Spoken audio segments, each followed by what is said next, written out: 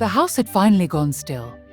Max and Lily lay tangled beneath their grandfather's old quilt, sleeping peacefully, the way only children can after a long day of running and laughing. The grandfather had stepped outside to give them peace, easing himself onto the old wooden bench that stood by the entrance. The boards creaked under his weight, familiar as an old friend, as he breathed in the cold night air. The night was quiet, too quiet. No wind, nor the sound of the waves from the nearby lake, not even the nightly concert of the crickets. A deadly silence hung over the woods, a stillness the grandfather hadn't felt for many years, and senses that had lain dormant reawakened in a flash, warning him of impending danger. Come out of the shadows, Valeria. I know it is you. Like a memory given shape, a tall, pale, yet graceful woman stepped out into the moonlight from the shadows of the trees. Her eyes glowed faintly red, but not with hunger, with something older, deeper. Steelthunder. At last. I've been searching for years. Something hid you from me. Something ancient. But its magic is fading now.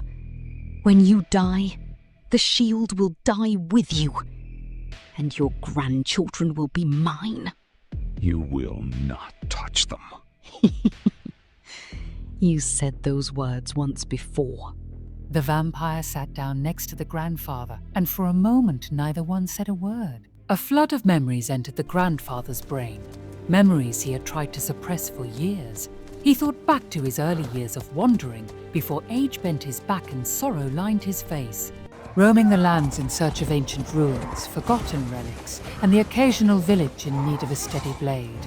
It was during one such journey that he came upon the ruins of the chapel of Ashen Vale. The villagers had spoken of a sickness, a wasting curse that left its victims pale and trembling. They begged him to investigate, for none dared approach the chapel after dusk. Bravely, he entered the chapel alone. Inside the broken hall, where moonlight spilled through shattered beams, he found a woman kneeling on the cold stone floor.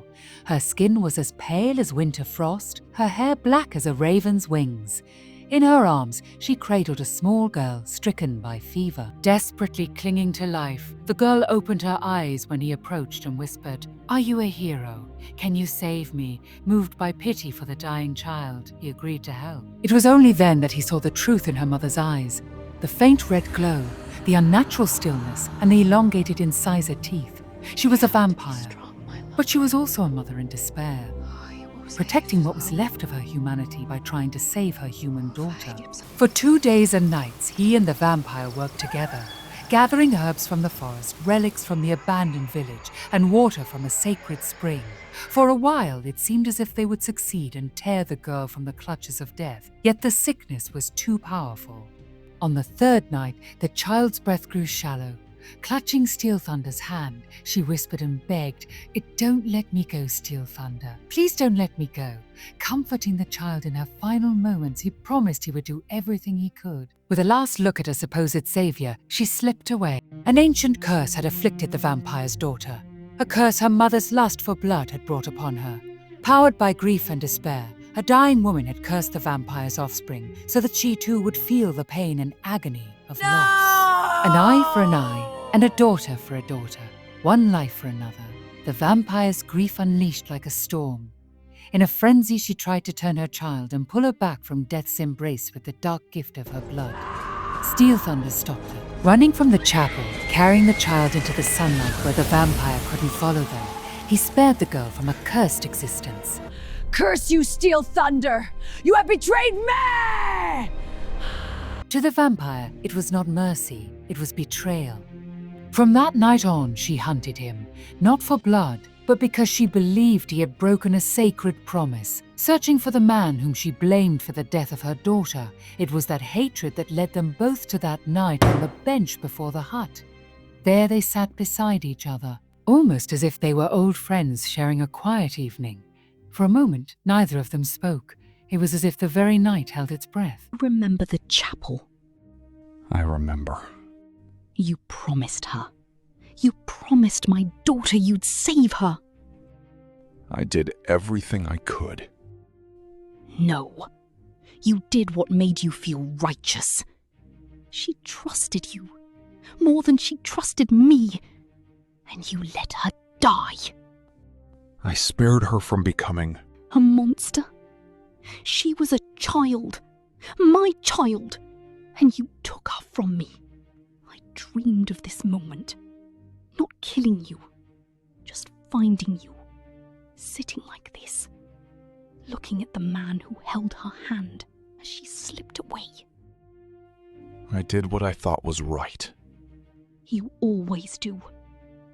And now that I have found you, I shall watch you as you grow older.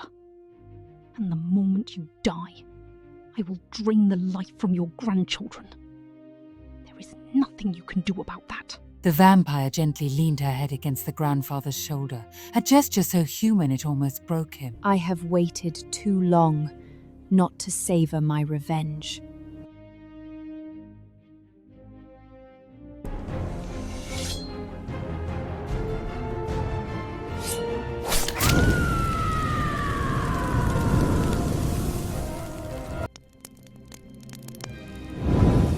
Rest now.